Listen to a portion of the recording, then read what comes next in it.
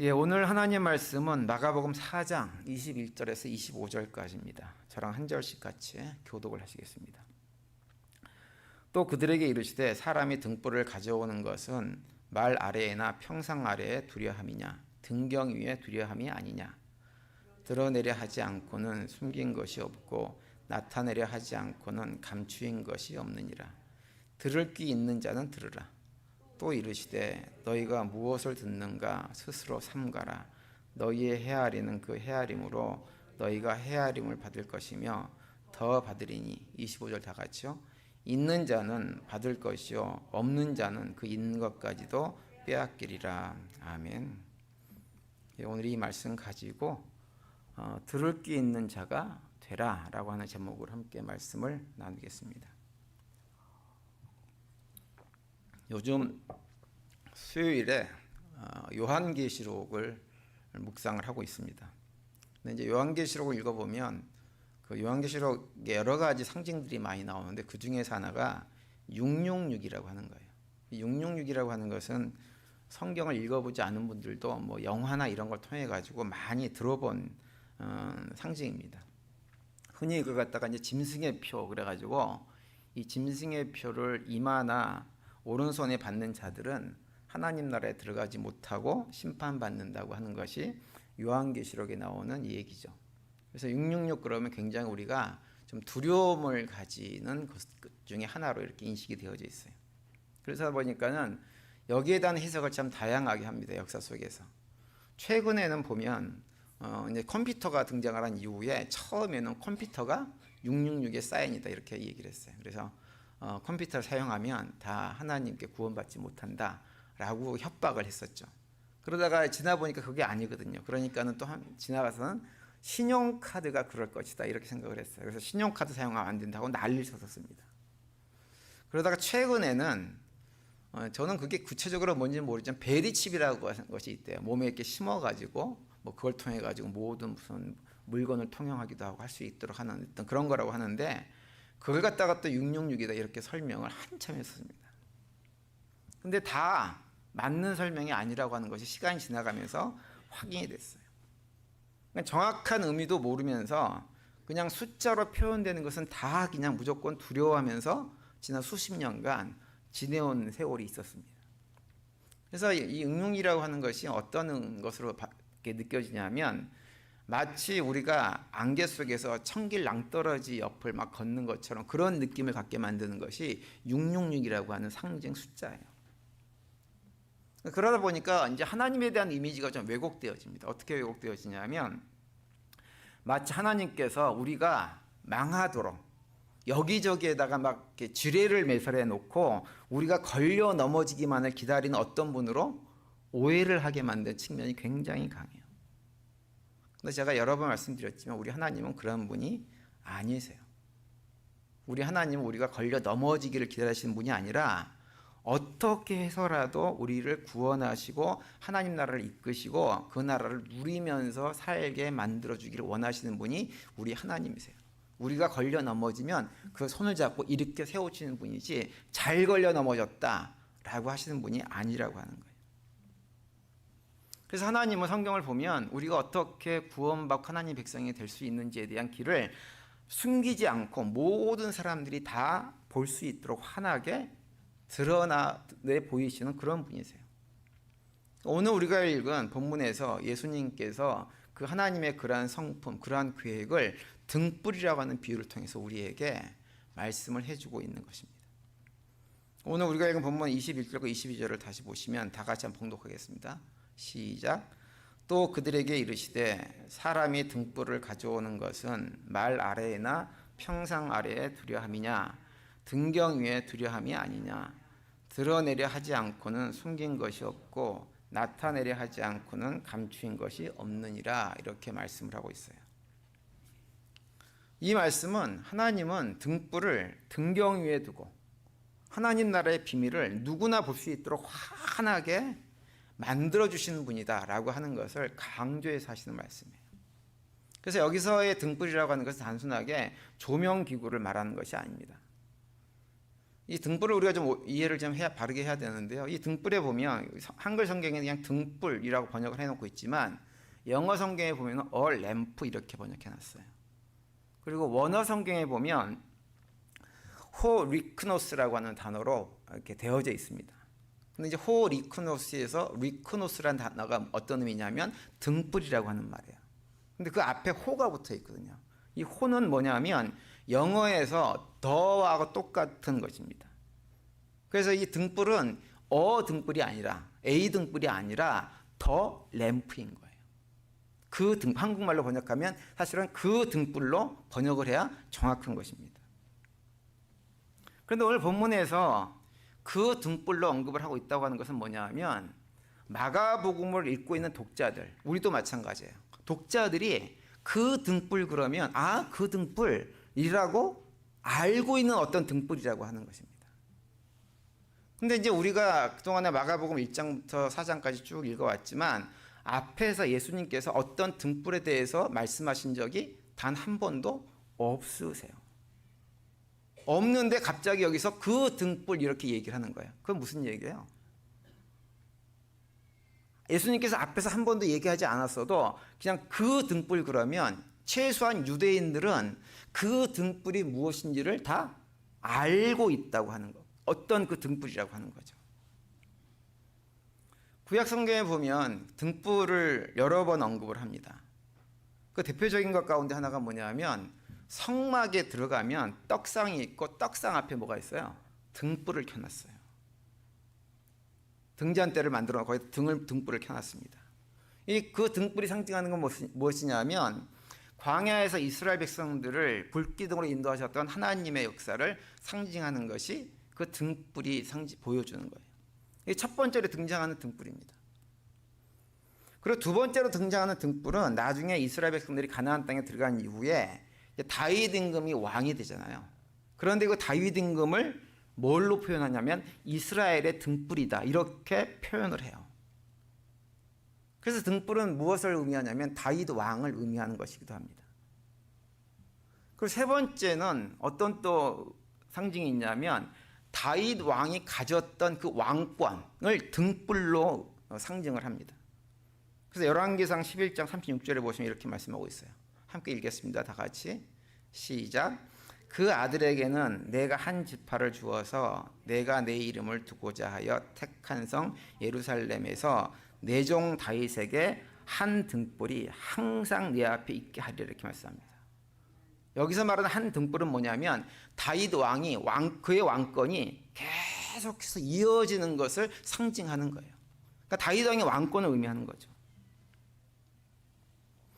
그런데 이 구약에서 이렇게 성막에 있는 등불이나 다윗을 의미하는 등불이나 그리고 열왕기상 11장에서 언급하고 있는 다윗 왕의 왕권을 상징하는 이 등불 세 가지는 이 모두가 다 또 다른 어떤 진짜 등불을 상징하는 거예요. 그 진짜 등불이 무엇일까요? 빛으로 이 세상에 오신 예수 그리스도를 상징하는 거예요. 그러니까 오늘 본문에서 말씀하고 있는 그 등불은 누구냐? 이 세상 가운데 유일한 등불이 되어주시는 예수 그리스도 자기 자신을 의미하고 있는 거죠. 이스라엘 백성들에게는 구약에서 반복해서 예언되어졌던 성막의 등불과 다윗 왕과 다윗 왕의 왕권이 상징되어지는 메시아 그분을 상징하는 것이 바로 이 등불입니다. 그래서 이스라엘 백성들은 예수님께서 그 등불 그러면 그 등불 메시아라고 얘기하는 건데 예수님은 그것을 자기 자신으로 묘사를 언급을 하고 있는 거예요. 그래서 21절만 다시 함께 보시면 이렇게 돼 있어요. 함께 읽겠습니다. 시작. 또 그들에게 이르시되 사람이 등불을 가져오는 것은 말 아래에나 평상 아래에 두려함이냐 등경 위에 두려함이 아니냐 이렇게 말씀을 합니다. 그런데 여기서 등불을 가져온다라고 하는 표현이 굉장히 중요한 표현입니다. 이 표현은 어떤 의미를 가지고 있냐면 하나님께서 어떤 목적을 가지고 보내셔서 사람들에게 나타내 보여주신다 이런 의미가 있어요. 그래서 오늘 부분 21절에서 사람이 등불을 가져와 등경 위에 둔다라고 하는 표현을 한마디로 얘기하면 등불이 예수님 자신이기 때문에 하나님께서 보여주시고자 하는 하나님 나라에 대한 모든 비밀을 예수 그리스도라고 하는 등불을 통해서 사람들이 다 보고 알 수 있도록 드러나게 해주신다라고 하는 의미인 거예요. 그러니까 예수님을 바라보고 있으면 하나님 나라의 비밀이 깨달아 알아지는 거죠. 그리고 예수님의 말씀을 들어도 그 하나님 나라의 비밀이 깨달아 알아지는 거예요. 그런데 우리가 복음서를 보면 예수님께서 비유로 참 많은 말씀을 하셨어요. 여러분, 왜 예수님께서 비유로 말씀을 하셨을까요? 사람들이 알아듣지 못하게 하려고 비유를 하셨을까요? 아니에요. 사람들이 어떻게 해서든지 쉽게 이해하게 만들어주게 하기 위해서 예수님께서 비유로 계속해서 말씀을 하셨어요. 그래서 마태복음 13장에 보면 예수님께서 비유로 말씀하신 이유를 딱 설명을 하고 있습니다. 마태복음 13장 35절 보면 이렇게 되어 있어요. 다 함께 읽겠습니다. 시작. 이는 선지자로 말씀하신 자 내가 입을 열어 비유로 말하고 창세부터 감추인 것들을 드러내리라 함을 이루려 하심이니라 이렇게 말씀하세요. 비유로 말씀하신 이유가 뭐라고요? 창세로부터 본래는 감추어져 있던 것인데 예수님이 비유로 말씀하시면서 그 모든 것들을 환하게 드러내 보이기 위해서 마치 등불이 등경 위에 올려져서 집안을 환하게 밝히는 것처럼 예수님은 그렇게 모든 것을 환하게 밝히기 위해서 이 세상에 오신 분이라고 하는 거예요. 예수님을 통해서 우리가 알 수 있는 건 뭐냐면 우리 하나님은 어떠한 분이시냐, 우리를 사랑하셔가지고 우리가 어떻게 해서든지 하나님 말씀 바르게 깨달아 알고 살아가기를 원하시는 분이라는 사실이에요. 그래서 하나님께서 우리를 좀 도와주시기 위해서 또 보내주신 분이 있죠. 누구예요? 성령 하나님을 보내주셨어요. 그래서 그분을 보내주셔가지고 우리들로 하여금 하나님 말씀을 깨달아 알 수 있는 힘을 우리에게 공급해 주셨습니다. 그래서 성령의 감동으로 기록된 성경이라고 하는 것은 우리가 전혀 알아들을 수 없고 깨달을 수 있는 어떤 비밀스러운 얘기가 기록된 책이 전혀 아니에요. 우리가 마음 먹고 성경을 읽으면 그 안에 있는 비밀을 깨달아 알 수가 있어요. 제가 어렸을 때부터 신학을 공부하고 성경을 많이 연구하고 했지만 사실은 제가 목회를 하면서 설교하면서 하는 이런 모든 얘기들은요, 무슨 학자들의 책을 열심히 읽고 연구해가지고 깨달아 알게 된 건 단 한 가지도 없습니다. 그냥 하나님께서 알려주신 거예요. 깨달아 알게 보여주신 거예요. 그래서 말씀을 전하는 거예요. 그걸 기억해야 하나님 말씀을 대할 때 훨씬 더 가깝게 대할 수 있습니다. 하나님께서 하나님 오늘도 저한테 말씀을 깨달아 알게 해주세요 라고 하는 마음을 가지고 말씀을 대하면 하나님께서 말씀을 깨닫게 해주세요. 전혀 몰랐던 거, 그래서 캄캄한 암흑천지 같은 그런 말씀도 어느 순간에 광명천지로 환하게 밝게 해주시는 그런 것들을 우리를 도우시는 하나님을 의지하고 나가면 말씀을 깨달아 알 수가 있는 것입니다. 하나님께서 보여주지 않겠다고 작정을 하시면 우리는 볼 수 없어요. 그런데 성경에서 우리에게 반복해서 말씀해 주시는 것, 하나님 우리에게 보여주시기를 원해요. 이걸 우리가 반드시 기억을 해야 됩니다. 그런데 이제 문제가 하나 있죠. 하나님은 그렇게 우리에게 말씀을 제대로 깨달아 알 수 있게 해주셔서 우리로 하나님 나라의 섭리 이런 것들을 분명히 깨달아 알게 하기를 원하시지만 실제 우리는 그렇지가 않다고 하는 것이 문제예요. 문제가 어떤 문제냐면 대부분의 성도들이 말씀을 제대로 깨달아 알지를 못합니다.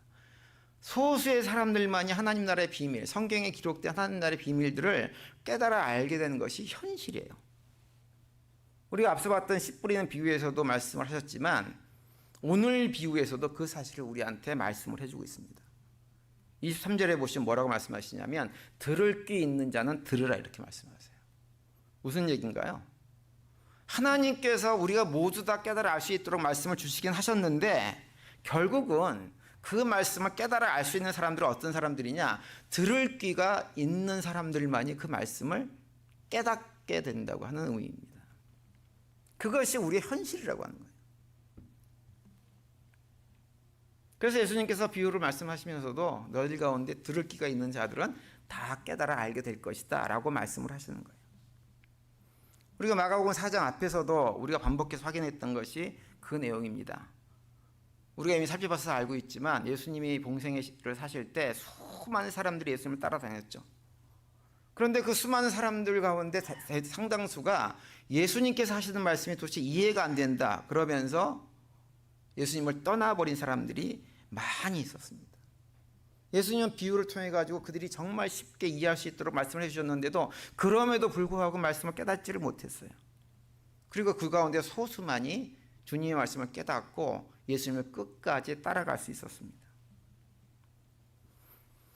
요즘은 어떨까요? 요즘도 마찬가지입니다. 똑같은 하나님의 주신 말씀 성경을 읽고 똑같은 예배를 드리고 똑같은 말씀을 듣지만 그 예배를 통해서 어떤 사람들은 은혜를 받지만 어떤 사람들은 아무런 의미가 없이 이 자리에 앉아 있는 거예요. 어쩌면 소수만이 하나님께 주시는 진짜 은혜를 누리고 계실지도 모릅니다. 안타깝지만 그것이 우리들이 가지고 있는 현실이에요. 이게 무엇과 비슷하냐면요, 음악회하고 비슷합니다. 음악회, 아주 클래식한, 아주 좋은 유명한 음악회 참석을 하면 어떤 사람은 거기서 연주되어지는 음악을 통해 가지고 막 감동과 기쁨을 얻고, 어떤 분들은 너무 감동을 해서 눈물까지 흘리시는 분들이 계세요. 근데 어떤 분들은 그 자리에 있는 것 자체가 뭐예요? 고역스럽습니다. 고문으로 느껴져요. 그래서 음악회 내내 계속 졸다가 그냥 끝나버리는 분들이 계세요. 여러분, 그 차이가 어디서 올까요? 음악 자체에서 오는 것이 아니에요. 어디서 오냐면 그 음악을 듣는 사람의 귀의 차이 때문에 그런 결과가 오는 것입니다. 그런데 하나님의 말씀도 마찬가지예요. 그래서 오늘 보면 25절에 보면 어떤 말씀을 하시냐면 있는 자는 받을 것이 없는 자는 그 있는 것까지 빼앗기리라, 이렇게 예수님께서 말씀을 하세요. 들을 귀가 열리면 그 사람은 점점점 많이 깨달아 알게 되는 거예요. 근데 들을 귀가 없으면 오히려 있는 것까지도 빼앗겨 버립니다. 신앙생활이 깊어지면서 내가 영적으로 깨달아 아는 것이 많아지는 것이 아니라 점점 이상하게 되어지는 거예요. 그래서 영적인 원리라는 건 뭐냐? 영적으로 가난한 사람들은 더 가난해지고요, 영적으로 부유한 사람들은 더 부유해지는 것이 성경에서 말하는 영적인 원리예요. 저는 우리 성도님들이 정말 들을 귀가 열려가지고 예수님께서 어떤 말씀을 하셔도 그 말씀을 제대로 깨달아 알고 그 말씀 속에 담겨져 있는 하나님 나라의 비밀을 제대로 깨달아 알아가는 우리 모두가 될 수 있게 되기를 간절히 바랍니다. 여러분, 그런데 이제 여기서 우리가 한 가지 생각할 건 뭐냐면, 그렇다고 한다면 어떻게 하면 우리가 들을 귀를 가질 수 있게 될까요? 들을 귀를 가지고 어떻게 하면 하나님 말씀을 제대로 깨달아 알고 그 말씀대로 삶을 살아낼 용기가 생길까요? 그것을 알려면 우리가 마가복음 처음으로 다시 돌아가야 돼요.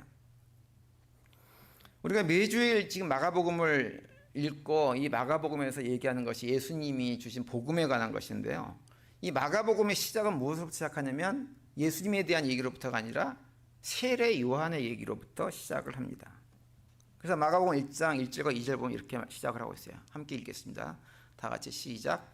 하나님의 아들 예수 그리스도 복음의 시작이라. 선지자 이사야 그래, 보라 내가 내 사자를 내 앞에 보내노니 저가 내 길을 예비하리라, 이렇게 말씀이 시작됩니다. 여기서 말하는 사자는 누굴 의미하냐면 세례 요한을 말하는 거예요. 세례 요한은 예수님께서 이 땅에 오시기 전에 예수님께서 오셔서 사역할 길을 미리 예비하기 위해서 하나님께서 보낸 사자예요. 그런데 세례 요한이 이 땅에 와가지고 예수님 앞에 와가지고 사람들로 하여금 예수님 앞에 올 수 있도록 하기 위해서 선포한 메시지가 있습니다. 그래서 메시지가 마가복음 1장 4절과 5절에 나오죠. 이렇게 돼 있어요. 다 함께 읽겠습니다. 시작.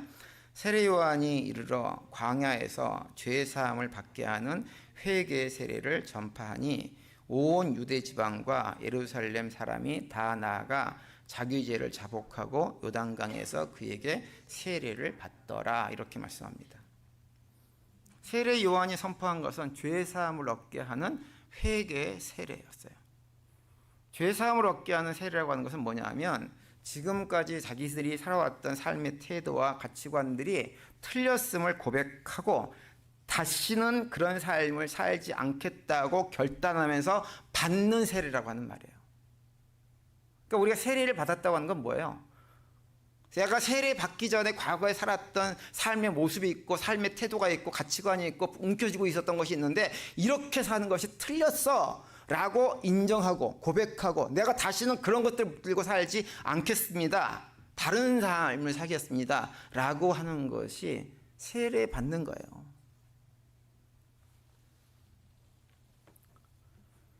누가복음 5장에 보면 베드로가 예수님을 처음 만나는 장면이 나옵니다. 갈릴리 바닷가에서 밤새 고기를 잡으려고 했지만 잡지 못했어요, 베드로가. 그런데 예수님을 만나고 예수님께서 하신 말씀대로 그물을 던졌더니 수많은 고기들이 잡혔습니다. 그 기적을 체험하고 나서 베드로가 예수님을 보고 처음 했던 고백이 뭐냐면 주님, 저를 떠나십시오. 저는 죄인입니다. 이렇게 고백을 한 거예요.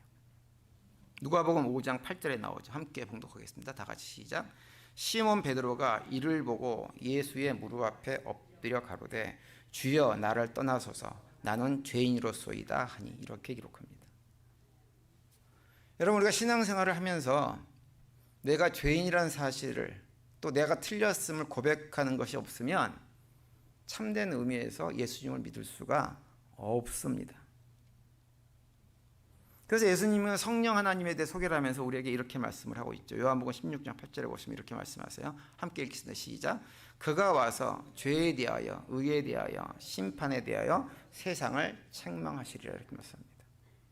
성령이 우리에게 오시면 가장 먼저 하시는 것이 뭐냐? 우리로 하여금 죄를 깨달아 알게 하는 거예요. 다시 말하면 내가 죄인이구나. 그래서 내가 죄인임을 고백하고 인정하고 나서 회개하고 세례를 받는 것이에요.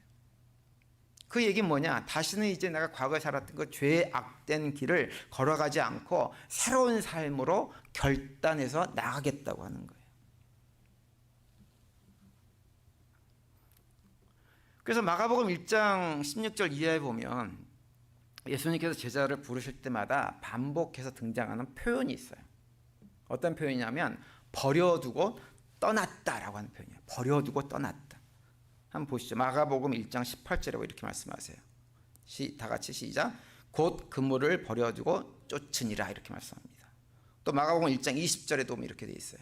다 같이 시작. 곧 부르시니 그 아비 세베대를 사꾼들과 함께 배에 버려두고 예수를 따라가니라 이렇게 말씀합니다. 버려두고 떠났어요. 버려두고 떠났다고 하는 말은 뭐냐면 예수 믿기 전에 예수님을 따르는 삶을 살기 전에 붙들고 살았던 세상적인 가치관, 사고, 삶의 목적과 태도와 완전히 단절해 버렸다고 하는 얘기예요. 그걸 다 버린 거예요. 여러분 우리도 예수를 믿기 전에 가졌던 삶의 태도나 가치관들이 틀렸다고 고백하고 그것을 단절을 해야 믿음이 한 단계 업그레이드, 다른 단계로 넘어갈 수가 있는 거예요. 여러분 내가 지금까지 살아왔는데 내가 회개하고 하나님 내가 지금까지 살아온 삶이 틀렸습니다. 잘못됐습니다. 이제는 이렇게 살지 않겠어요 라고 고백하게 되어지면 그 사람의 그 다음에 붙드는 것은 뭘까요? 그 다음 단계에서 그 사람이 고백하는 건 뭐 같으세요? 그런 고백을 하고 나면요 자연스럽게 따라오는 고백이 있어요. 질문이 있어요. 뭐냐면 그럼 이제 나는 어떻게 살아야 되지? 라고 하는 질문이에요. 모르잖아요. 그동안에는 세상 사람들이 살아가는 방식과 똑같은 방식으로 삶을 살아왔어요. 살아왔다가 예수님 만나고 나서 보니까 그게 틀린 걸 알았어요. 그게 죄의 길인 걸 알았어요. 그러고 나면 그걸 버리고 나면 그 다음에 어디로 가야 되지? 라고 하는 생각이 들 수밖에 없는 거예요. 어떻게 살아야 되나? 무엇을 하며 살아야 되나? 여러분 그 질문이 있어야 그 질문을 가져야만 예수님께서 하시는 말씀을 통해서 내가 어떻게 살아가야 될지가 보이기 시작하는 거예요. 그래야만 예수님의 말씀이 귀담아 들려지게 되어져요. 그런데 내가 어떻게 살아야지? 라고 하는 질문을 하지 않고 예수님을 믿는다고 하면서도 여전히 나는 내 생각이 옳고 내 방식이 옳고 내가 붙들고 있는 그 가치관이 옳고 하나도 변경하고 싶지 않아 라고 한다면 그 사람은 절대로 예수님 말씀을 궁금해할 수 없습니다. 그리고 그 궁금증이 없으면 절대로 예수님 말씀이 어떤 말씀을 하셔도 그 말씀들이 귀에 들어오지 않는 거예요. 뭘 보여줘도 보이지 않습니다. 그런데 예수님의 제자들이 모든 것을 버려두고 떠났다는 것은 뭐냐? 예수님을 만나고 나서 자신들이 그동안 붙들리고 살았던 그 모든 것들이 틀렸음을 선포하고 이제는 삶의 새로운 방향으로 나아가기로 결단하고 이제는 그렇다면 어떻게 살아야 될까라고 하는 질문 속에서 예수님을 따라 나섰다고 하는 거예요. 그것을 다른 말로 얘기하면 회개했다고 하는 말입니다. 그렇게 회개하고 새로운 길, 새로운 삶의 방식을 찾는 자들에게만 뭐가 생기느냐? 들을 수 있는 귀와 보는 눈이 열리게 되어지고 그런 사람들만이 하나님 나라의 비밀을 깨달아 알 수 있는 것이 생겨지는 것입니다. 그것이 지난 주일날 봤던 마가복음 4장 11장에서 이렇게 말씀하시죠. 이르시되 하나님 나라의 비밀을 너희에게는 주었으나 라고 말씀을 하세요. 거기에 담긴 의미예요. 제자들이 그렇게 자신들의 과거의 삶이 틀렸음을 고백하고 예수님을 따랐더니 그 제자들에게 뭘 보여줬냐? 하나님의 비밀이 너희에게 열려있다 이렇게 말씀을 하고 있는 거예요. 그래서 오늘 본문 24절에 보면 이렇게 말씀합니다. 함께 봉독하겠습니다. 시작. 또 가라사대 너희가 무엇을 듣는가 스스로 삼가라. 너희의 헤아리는 그 헤아림으로 너희가 헤아림을 받을 것이요 또 더 받으리니 이렇게 말씀하고 있습니다. 여기서 우리가 주목해야 될 표현은 헤아린다는 표현이에요. 이것은 무엇인가를 재고 측량한다고 하는 말입니다. 그런데 이 24절에서 너희의 그 헤아린 헤아림으로 너희가 헤아림을 받을 것이다 라고 말씀하시는 것은 무슨 의미냐면 너희들이 하나님 나라의 가치관과 세상 가치관 중에서 어떠한 기준으로 재고 측량하고 사느냐에 따라서라고 하는 말이에요. 거기에 따라서 삶이 바뀌는 거예요. 무엇을 붙들고 사느냐에 따라서 우리의 인생이 듣게 되는 것, 보게 되는 것이 완전히 달라지게 된다고 하는 거죠. 하나님 나라의 가치관을 붙들고 살면 그것으로 재고 측량하면 그것을 추구하는 삶을 살아가게 되어지면 믿음의 길을 걸어갈 때 점점 하나님 나라의 비밀을 깨달아 알게 되고 더 깊이 알게 되어지고 믿음의 더 깊은 경지로 나갈 수가 있게 되는 거예요. 근데 교회를 아무리 열심히 다녀도 여전히 우리가 세상을 사랑해서 세상 기준을 가지고 재고 측량을 하게 되어지면 하나님 나라의 비밀을 깨달아 알 수가 없게 되어집니다. 보여주어도 보지 못하고 들어주어도 듣지 못하는 오히려 혹시라도 내가 고침을 받을까 봐 두려워하는 상태로 떨어지게 되어지는 거예요. 그래서 성경은 우리한테 뭐라고 말씀하시냐면 둘 중에 하나를 선택해라 이렇게 말씀하세요. 그냥 어정쩡하게 중간에 서 있지 말고 둘 중에 하나 선택해라 이렇게 말씀하세요. 마태복음 6장 24절 이렇게 말씀합니다. 다 같이 시작. 한 사람이 두 주인을 섬기지 못할 것이니 혹 이를 미워하며 저를 사랑하거나 혹 이를 중히 여기며 저를 경히 여김이라. 너희가 하나님과 재물을 겸하여 섬기지 못하느니라 이렇게 말씀합니다. 하나님과 재물을 겸하여 섬기지 못한다고 말씀하는데 이것은 뭐냐면 세상의 마음을 두고 살면서 하나님 나라의 비밀까지 깨달을 수는 없다고 하는 말씀이에요. 하나님은 우리 모두가 다 이 자리에 앉아있는 우리 모두가 다 하나님 나라의 비밀을 깨닫고 하나님의 은혜의 섭리를 맛보고 경험하고 누리면서 살기를 원하십니다. 그래서 모든 것을 등불처럼 우리 앞에 다 펼쳐 놓으셨어요. 감춘 건 아무것도 없어요. 그런데 우리가 과거 예수 믿기 전에 가졌던 세상적인 삶의 가치관들, 삶의 태도들, 삶의 방식으로부터 하나님을 향한 삶, 영원한 나라를 향한 삶으로 우리의 삶의 방향을 바꾸지 않으면 결코 그 나라의 놀라운 비밀과 하나님의 은혜들을 발견할 수가 없게 되어지는 거예요. 우리 성도님들이 그것을 기억하시길 바랍니다. 내가 신앙생활 오랫동안 했는데도 왜 나는 아직도 제자리 걸음인가? 왜 하나님의 놀라운 섭리들을 깨달아 알고 믿음의 한 단계 업그레이드된 상태로 넘어가지 못하는가? 라고 하는 것을 점검해 보세요. 아마도 내가 예수를 믿는다고 하면서도 여전히 붙들고 있는 것은 예수님이 가르쳐주신 삶의 방향 그 길이 아니라 어쩌면 여전히 세상적인 방식, 주변에서 예수 믿지 않는 사람들, 살아가는 사람들이 사는 방식과 똑같은 방식과 똑같은 목표와 똑같은 가치관을 가지고 살아가고 있는 내 모습 때문에 영적인 성장을 경험하지 못하고 있을 가능성이 굉장히 많이 있습니다. 오늘 예배 참석한 우리 모든 성도님들이 예수님께서 말씀하시는 대로 정말 들을 귀, 볼 수 있는 눈을 가진 존재들로 세워지게 될 수 있게 되기를 간절히 바랍니다. 그래서 하나님의 말씀을 대할 때마다 그 말씀을 깨달아 알게 되어지고 하나님의 은혜를 체험하고 그 말씀을 통해 힘을 얻어서 하나님의 나라에서 하나님께 주시는 놀라운 복들을 이 땅에서도, 환경은 힘들고 어렵지만 그 가운데서도 맛보고 경험하고 누리며 살아가는 우리 모두가 될 수 있게 되기를 간절히 바랍니다. 이번 한 주간도 그런 고백 가운데 믿음으로 승리하시고 또 주님께 주신 참된 평강들을 풍성히 누리는 복된 한 주가 되시기를 간절히 축원을 드립니다.